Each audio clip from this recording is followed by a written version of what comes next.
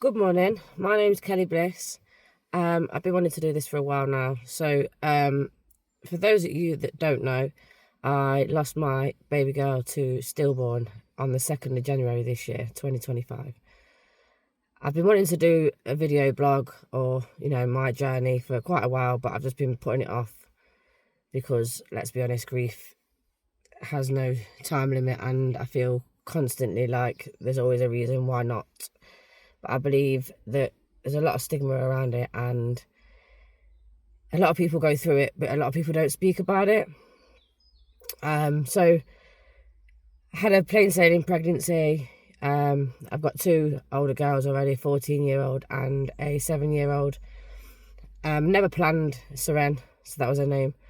And I was 36 plus 3 days, and I just felt one night, there was something not right. I didn't feel her moving, and she loved the bath, so when we went into the bath, she was always kicking, so I knew that she would always love water. And for some reason, this one night, I just knew something weren't right, but I just thought, I'll go to the hospital, I'll make sure that everything's all right. I'm probably just overthinking things. And when I got there, it was 3:30 in the morning. They obviously gave me the sad news that her heart had stopped.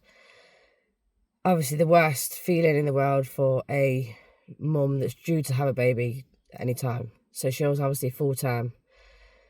So obviously, it was the biggest, craziest, awfulest thing ever. Her dad wasn't with me; he was at home. And I gave him a ring and I told him, and he came straight to the hospital.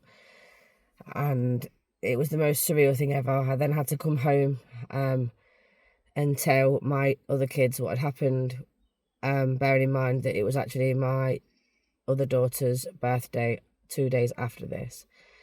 It was the most awful thing I've ever had to go through in my life, and I'm sorry if I cry. Obviously, it's still quite raw, and more importantly, I want you guys to see that this is real, and this is the reality of being a mum who's had a stillborn baby who will never ever get to have them here with us.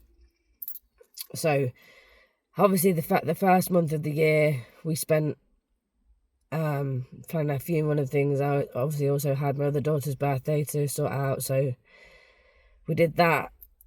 I don't know how I got through that, to be honest. Just tried to stay happy for her, which was very, very difficult.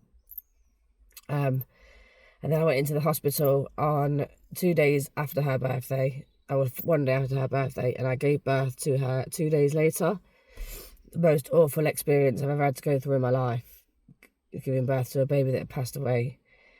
The feelings inside me were, I wanted to meet her. I couldn't wait to meet her. I couldn't wait to see what she looked like, but also didn't want her to be born because I knew the reality of what was coming. So yeah, we spent the first couple of weeks arranging her funeral, doing the best things for her. I kind of put all my time and energy into making the day special for her.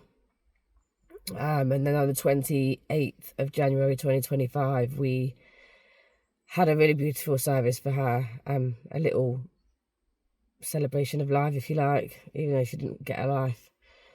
And yeah, it was really, really, really hard.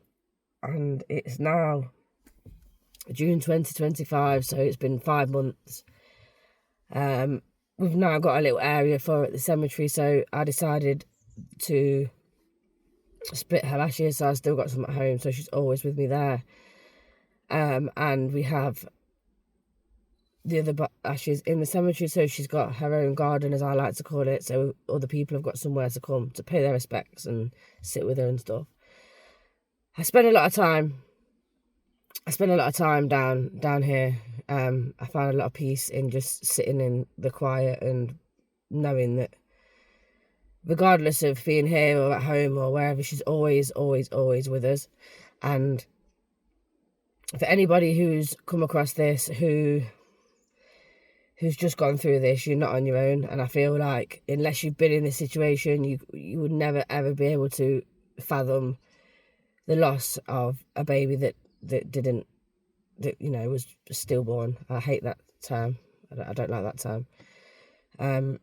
But I kind of wanted to jump on and share my journey because I wanted to help other mums and, you know, other parents out there who are in the struggle now, who have been in the struggle, you know, the ladies that you went through this years and years ago, and the ladies that are going through it now, the people that are going to come across this video that have just been through it. Like, there's nothing anyone can say to make you feel any better, but just know that regardless of that, you are not alone. And I'm sure, you know, with the hospital and with the support that you've got around you, you've managed to kind of navigate where to go from here. You know, when it first happened, you don't know. You can never really accept it. For me, there was no reason. We had no, you know, we had the post-mortem almost result. We didn't actually have a post-mortem as such, but they did a lot of tests, umbilical cord tests, placenta tests, things like that, tests on me. And there was no real reason for it happening, which is difficult because you'll never really know why. I regret not having a post-mortem now. So anybody who's in this position who is feeling like should they or should they not, me personally, I wish that I did it just so that we had a little bit more answers to what happened. She was born at 37 weeks. She was perfect physically. I'm not just being biased because she was my daughter, but there was nothing visually wrong with her. She was okay by the doctors, that there was nothing visibly wrong with her. And so that part of it to me is pretty hard because, you know, there will be a reason and you will never get your answers. I'm quite spiritual, so, you know, I've been going to a lot of mediums and I've been to church a lot and things like that. I'm not religious, but I find a lot of comfort going to places like that. And, you know, I had a reading before and she came through with my grandma and my granddad who are already in spirit, and that gave me a little bit of comfort knowing that she's with them. This is the first time I really spoke about this. Today, which is, like I said, 5 months in, I have my first bereavement therapy appointment with the child loss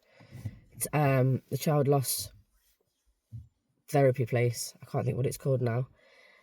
We've got one quite local to us in Leicester. But I just, like I said, I just wanted to jump on and let you mums know that you're not alone. You know, there's a lot of us going through this awful tragedy that should never, ever happen. And we've all got each other, you know. I've started fundraising now for a cuddle cot. So for those that don't know what they are, after you have a baby born asleep, you get the option to spend some time with them, which I'm very, very grateful for, because had there not been a cot donated by somebody else this had happened to, we would never have got to spend time with her. We got to spend like 2 days with her, to dress her, to bath her, you know, to cuddle her, to just be in the moment with her and not miss them moments. And unfortunately, the NHS don't provide cold cots, cuddle cots. So I think it's really, really important that we raise awareness for that, because, like I said, I've been doing some fundraisers. I've actually raised just under £500 now, which is absolutely amazing.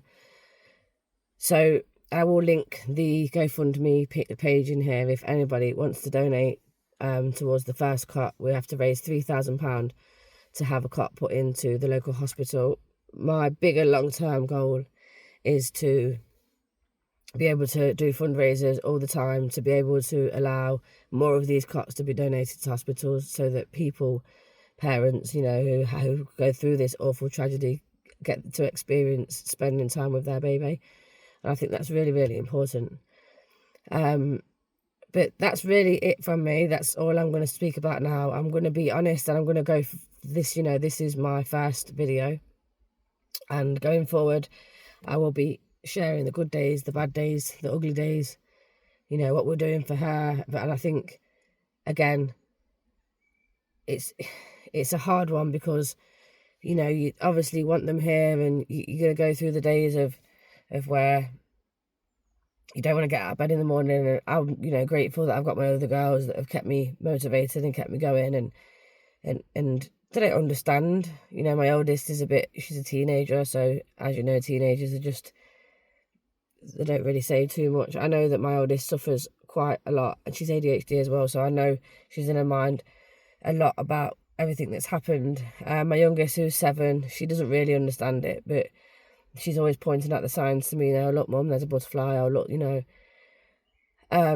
and all I can say in such a hard time is keep going. You've got to live for them. You've got to live your life for them. They'll always be with you. They'll always, be proud of you.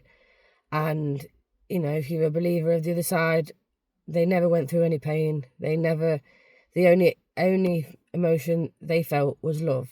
And when you carried them inside your tummy, they only felt love. No stress, no upset, no nothing, no pain. And I think that for me is something that I'm glad. I'm glad she didn't go through any pain. I'm glad that she didn't feel the emotions that we feel on a daily basis. Like, that's incredibly sad, but it's also a nice thing to know that they never felt the stresses of the outside world, let's say. So I want to jump off now. If you think this video would benefit somebody, please give it a share. Share this with them. I have got a Facebook page, the Seren Mary Foundation, if you wanted to go over and give that a like. I do share quite a bit on there about our fundraisers and things like that. Thank you for listening, and I'm sure I'll be on soon sharing some more of my journey. Bye-bye.